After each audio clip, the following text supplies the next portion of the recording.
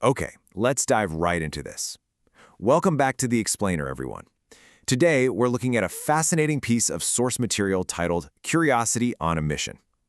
Now, usually when we talk about scientific mission briefings, we expect to be drowning in dense telemetry data, right?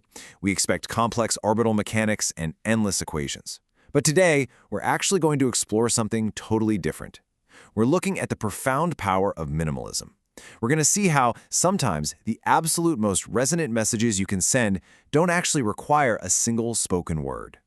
And the source for this, it comes to us straight from the Massachusetts Institute of Technology, or as we all know it, MIT. Now think about this. When an institution that is literally world-renowned for rigorous engineering and cutting-edge math puts out material about a Mars rover, you naturally brace yourself for a massive wall of technical specs. You're fully expecting a lead researcher to be up there detailing the intricate mechanics of the payload, or maybe running through the wild trajectory calculations required for a Martian landing. But MIT made a highly deliberate, honestly unexpectedly artistic choice with the transcript for this specific material. Let's see how this unfolds. Now, what's genuinely fascinating about this is the literal transcript provided by our source. I'm not kidding, this is the entire thing. Just 3 words, enclosed in brackets, music playing.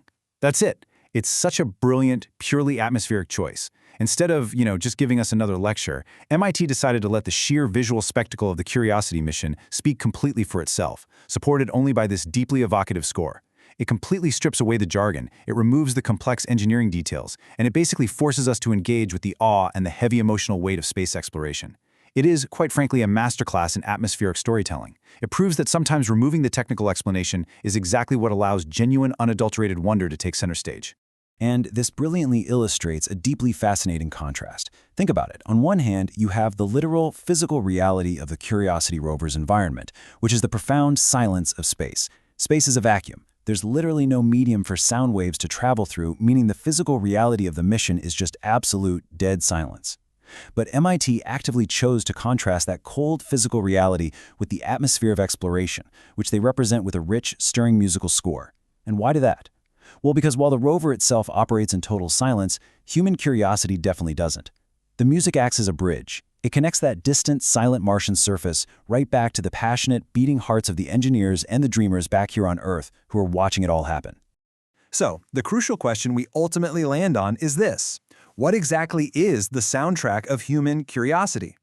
By giving us absolutely nothing but a musical cue, the source material pushes us right past the nuts and bolts of the machinery.